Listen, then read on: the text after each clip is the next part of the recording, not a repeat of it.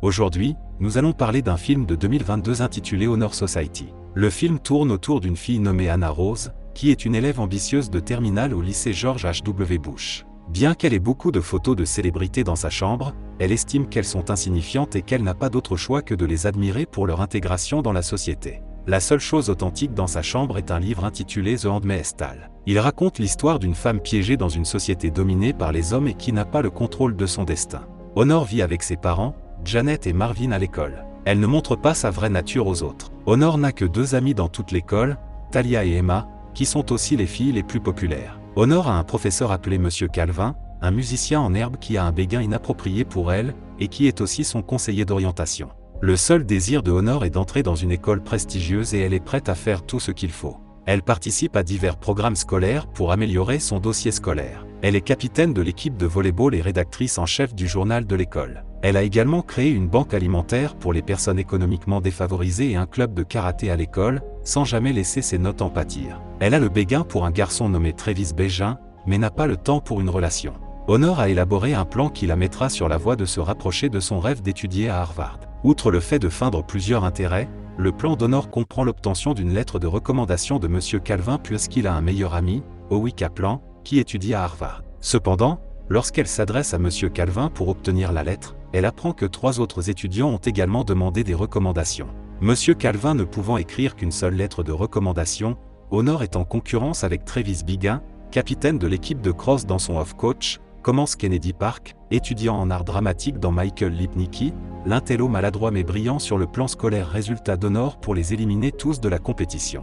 Avec l'aide de ses fausses amies, Emma et Talia, elle tente d'obtenir pour l'impopulaire Kennedy un rendez-vous pour le bal de fin d'année, en espérant que cela la distraira, mais sans succès. Honor décide alors de reporter son attention sur Michael. Après avoir interagi avec lui, elle suppose à tort qu'il a le béguin pour elle, et se fait donc sa partenaire de laboratoire. Après avoir passé du temps avec lui, elle apprend qu'il est très gentil de nature. Pendant ce temps, Talia et Emma espionnent Travis et sa petite amie, Christine. Elles remarquent que Travis se désintéresse de Christine et qu'il fixe d'autres garçons. Elles en déduisent rapidement que Travis est un homosexuel refoulé et décident de le dénoncer. La conseillère pédagogique, Madame Felson, est la prochaine sur la liste de ses contacts à rejoindre le groupe de théâtre de Kennedy dans l'espoir de saboter sa prochaine pièce. Gary, le leader du club, est désireux de laisser Honor rejoindre le groupe en tant que membre des coulisses, alors Madame Felson l'Y autorise. On apprend alors que Kennedy a écrit une pièce pour le bal de fin d'année, mais que les étudiants en théâtre ont la possibilité de choisir entre sa pièce et une autre appelée Spring Awakening. Malheureusement, les élèves choisissent Spring Awakening, à la grande consternation de Kennedy. Dans les toilettes, Honor réconforte Kennedy pour gagner sa confiance en la complimentant sur sa pièce. Plus tard, elle convainc Madame Felson de choisir la pièce de Kennedy. Elle recommande également Travis pour le rôle principal dans l'espoir de le pousser à poursuivre son amour inavoué pour Gary. Gary et elle ont essayé de convaincre Travis, mais sans succès. Le lendemain à l'école, Monsieur Calvin distribue des prospectus pour son prochain spectacle musical et force l'honneur à y assister. Pendant ce temps, Kennedy propose de faire les costumes pour la pièce et, au cours des 2 jours suivants, elle donne la priorité à cette tâche plutôt qu'à son travail scolaire. En conséquence, elle oublie de faire ses essais et ses devoirs, ce qui a des conséquences sur ses notes.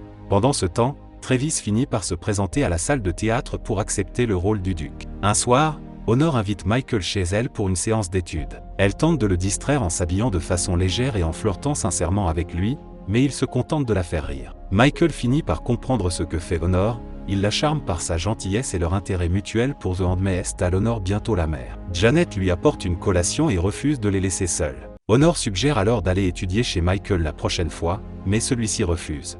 En conséquence, elle devient méfiante, ce qui l'incite à dire à Talia et Emma de ramener Michael chez lui. Elles essaient de suivre Michael après l'école, mais les perdent car elles sont distraites. La scène se déroule ensuite dans la salle de théâtre où Kennedy termine ses décorations pour la pièce. Pendant ce temps, Travis et une fille nommée Grace répètent leur texte. Lorsque Grace a du mal à bien jouer, Gary lui montre comment elle doit agir et se jette dans les bras de Travis. C'est là que l'on apprend que Gary a aussi des sentiments pour Travis. Cependant, ils sont incapables d'exprimer leurs sentiments l'un envers l'autre. Et bientôt, l'entraîneur commence à faire irruption dans la pièce et emmène Travis à l'entraînement de cross, le même soir où Honor assiste au spectacle de musique de Monsieur Calvin pour l'obtention de la lettre de recommandation.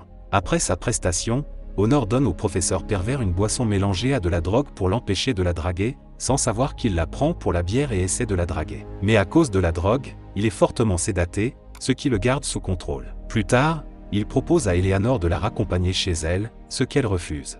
Au lieu de cela, elle le conduit à l'école et le laisse au milieu du terrain de crosse, avec sa voiture, pour cacher le fait qu'elle a drogué son propre professeur. Le lendemain, Talia et Emma mettent au point un plan élaboré pour que Christine ne soit pas satisfaite du baiser de Travis et Grace. Les filles réussissent, et Christine ordonne à Travis de quitter la pièce. Cependant, elle est laissée enragée lorsque Kennedy remplace Grace par Gary, après avoir échoué à saboter Mike. Elle tente d'obtenir la lettre de recommandation. Honor décide de prendre les choses en main et d'espionner Michael elle-même. Elle découvre bientôt que Michael vit en fait dans une famille d'accueil, et que c'est pour cela qu'il hésitait à l'inviter chez lui. Elle s'en veut et appelle Michael pour une deuxième séance d'études. Lentement, elle commence à développer des sentiments pour lui et se montre nerveuse en sa présence. Michael remarque le changement de comportement de la jeune femme et lui lit des passages de The Handmaid's Tale pour la réconforter. Cela lui fait avouer qu'elle l'a suivi chez lui pour savoir où il vivait. Michael lui avoue également qu'il étudie beaucoup pour pouvoir obtenir une bourse d'études. Comme sa mère d'accueil ne peut pas payer les frais d'université, les deux hommes commencent à se regarder fixement et, au moment où ils sont sur le point d'embrasser les honneurs, la mère apporte des collations et ils font comme si de rien n'était. Pendant ce temps, Kennedy contacte une grande organisation LGBTQ+, après avoir fait jouer deux hommes opposés dans sa pièce. L'organisation gay soutient sa pièce en lui fournissant l'équipement nécessaire à l'hébergement du site web pour la diffusion en direct de la pièce. Quelques instants plus tard, Talia arrive et informe Kennedy que M. Calvin l'a appelé pour discuter de la baisse de ses résultats scolaires. Honor la suit dans le bureau de M. Calvin pour écouter leur conversation.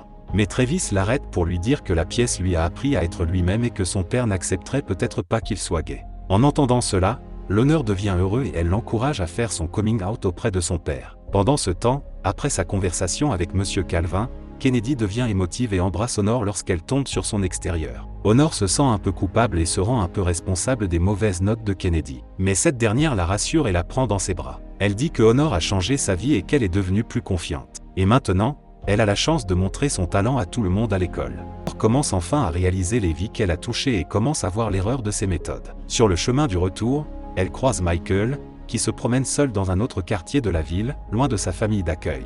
Lorsqu'on lui demande, il révèle que lorsqu'il était enfant, il prenait cette route tous les jours pour rentrer chez lui. Mais maintenant qu'il est en famille d'accueil, il aime imaginer que ses parents sont toujours en vie et l'attendent à la maison. Ils s'introduisent alors dans une des grandes maisons chics du quartier et s'embrassent. Cependant, ils sont bientôt obligés de partir lorsque les propriétaires reviennent soudainement. Honor n'a jamais été aussi heureuse, mais elle décide tout de même de cacher son aventure à tout le monde. Pendant ce temps, Christine rompt avec Travis.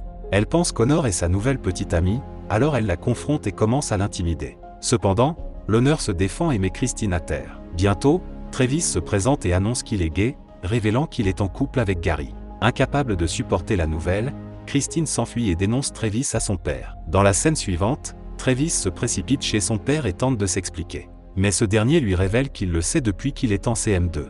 Il accepte son fils pour ce qu'il est, et non pour sa sexualité. En entendant cela, Travis est enfin soulagé. Après quelques jours, Michael retourne à nouveau chez Anna pour réviser l'examen de mi-session du lendemain. Honor avait initialement prévu de droguer Michael, mais en raison de son attirance croissante pour lui, elle annule son plan. Une chose en entraînant une autre. Et Michael, à nouveau, embrasse Honor. Le lendemain, Honor se rend compte qu'elle n'a pas à cacher sa vraie nature. Elle embrasse publiquement Michael juste après l'examen de mi-session, choquant ses camarades de classe. Elle commence également à apprécier le club de théâtre et à nouer de vrais liens avec Kennedy et Travis.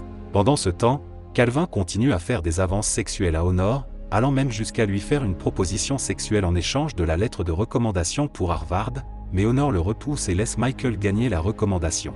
Néanmoins, elle se sent toujours satisfaite car elle est heureuse de son nouveau cercle d'amis. Quelques jours plus tard, pendant le déjeuner, Honor envoie un SMS à Michael et apprend qu'il a séché l'école. Voulant le rencontrer, elle se rend au foyer d'accueil de Michael et découvre qu'il n'y vit pas. Mais dans la maison de luxe où il s'était faufilé plus tôt, elle découvre que Michael est non seulement très riche, mais aussi manipulateur qu'elle. Michael révèle qu'il a trompé l'honneur pendant tout ce temps, depuis qu'ils ont commencé à parler, planifiant de la faire tomber amoureuse de lui afin qu'elle concède la recommandation de Harvard pour lui. Il révèle qu'il a improvisé les fractions de sa propre maison car il ne s'attendait pas à ce que Honor le suive. En entendant cela, un Honor choqué et au cœur brisé largue Michael et part. Pendant ce temps, la production de Kennedy devient un énorme succès, et Honor se retrouve à s'amuser avec de vrais amis qui lui tiennent à cœur. Elle est fière d'elle-même d'avoir aidé Kennedy à sortir de sa coquille à Travis pour faire son coming out public. Soudain, elle décide de faire une dernière tentative pour déjouer les plans de Michael. Elle se rend dans le bureau de Calvin au moment où il s'apprête à remettre la lettre de recommandation à Michael. Elle fait alors chanter Monsieur Calvin en lui faisant écouter un enregistrement où il lui fait des avances sexuelles. N'ayant pas le choix, Monsieur Calvin est contraint de donner la lettre de recommandation à Kennedy plutôt qu'à Michael, au grand dam de ce dernier. En fin de compte, Honor décide de profiter du reste de son année de terminale, incertaine de son avenir scolaire, avec ses nouveaux amis et une nouvelle vision de sa vie.